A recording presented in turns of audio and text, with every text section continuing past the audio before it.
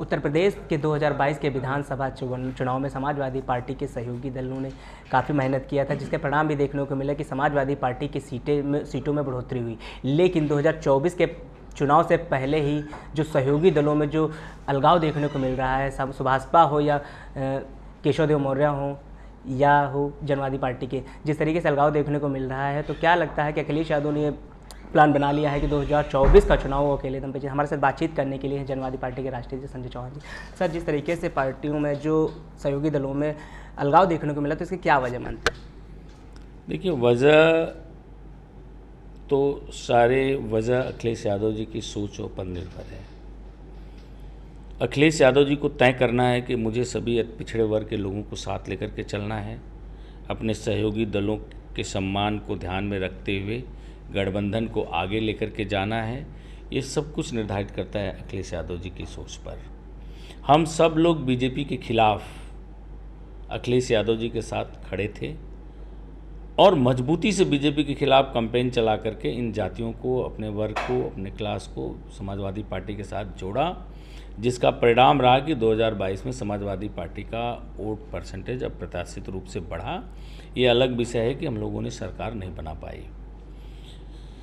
मेरे परिदृश्य में अगर देखा जाए तो 2022 के विधानसभा के चुनाव से पहले मुझे खुद ही मना कर दिया गया कि आपको विधानसभा नहीं लड़ना है, आपको पार्टी कैंपेन देखना है, चुनाव देखना है, सबको चुनाव लड़वाना है।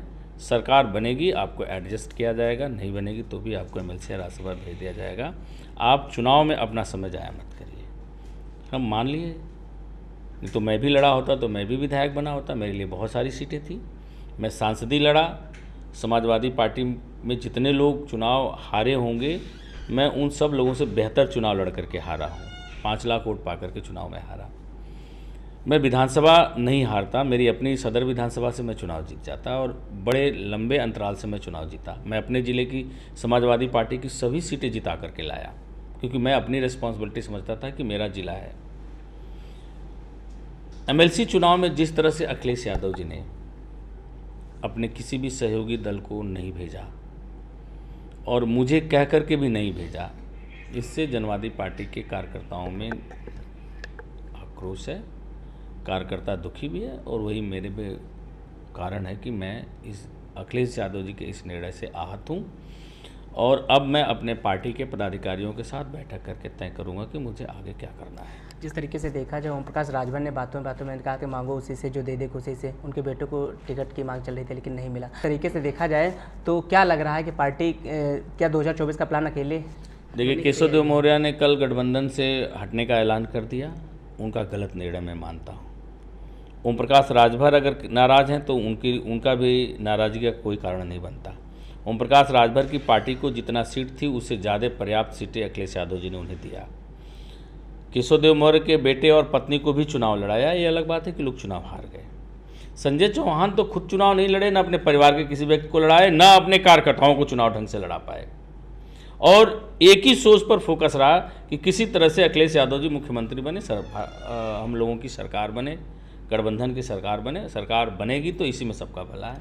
मैं तो इस बड़े मन से बात किया और बड़े मन से लगा रहा, लेकिन कोई ऐसी वजह नहीं थी कि अखिलेश यादव जी मुझे एमएलसी न भेजते। अगर उन्होंने नहीं भेजा तो निश्चित ये जो निर्णय है वो अत्यंत पिछड़े वर्ग की जातियों में एक हताशा और निराशा वाला है। और आने वाले 2024 के लोकसभा के चुनाव में अगर हम अत्यंत पिछड़े वर्ग की जातियों को भाजपा से नहीं हटा पाए या अपने साथ नहीं जोड़ पाए तो भाजपा के खिलाफ मुकाबला बहुत कड़ा होगा, इतना आसान नहीं। आपको क्या लगता है जो सहयोगी दल थे क्या वो अलग गठबंधन बना के रणनीति करेंगे 24 के लिए? अभी इन विषयों पर किसी से मेरी कोई बात नहीं है। शिवपाल सिंह की केशव देव मौर्य से फ़ोन पर बात हुई थी तो उन्होंने कहा था कि मिल के बात होगी। अब ये शिवपाल जी और उनके बीच में क्या बातचीत हुई है, लेकिन मैं अपना स्टैंड आपको बताऊं कि अभी मैं सिर्फ और सिर्फ अपने पार्टी के संगठन पर फोकस किया हुआ हूं। मैं अपने पार्टी के संगठन को मजबूत करूंगा, यूपी और बिहार में पार्टी के जनाधार को बढ़ाऊंगा। लोकसभा का चुनाव अभी बहुत दिन है, समय आएगा तो तय करूंगा, लेकिन फ़िलहाल अभी मैं अखिलेश जी से भी बात करूंगा, अपने पार्टी पदाधिकारियों से भी बात करूंगा और तब तय करूंगा कि मुझे आगे क्या करना है। आपकी किसी कोई पार्टी से बातचीत हुई है? मैंने अभी किसी से कोई बातचीत नहीं करना किया। बहुत सारे लोग बात करना चाहे, बीजेपी के लोग भी बातचीत करना चाहे, मैंने अभी किसी से कोई बात नहीं किया है, क्योंकि जब तक बात मैं अखिलेश जी से न कर लूँ तब तक मैं किसी से बात नहीं करूँगा। तो धन्यवाद। ये थे हमारे साथ जनवादी पार्टी के राष्ट्रीय अध्यक्ष संजय चौहान, जिनका सीधे साफ तौर पर कहना है कि उत्तर प्रदेश के 2022 के चुनाव में जिस तरीके से सहयोगी दलों ने मेहनत किया था तो समाजवादी पार्टी की सीटों में काफ़ी इजाफा आया था, लेकिन जीत हासिल नहीं हुई थी। लेकिन 2024 के चुनाव के लिए अखिलेश यादव को सहयोगी दलों को साथ में लेकर चलना बहुत ही ज़रूरी है। कैमरा पर्सन वीरेंद्र के साथ मैं Avinash, India post news Lucknow.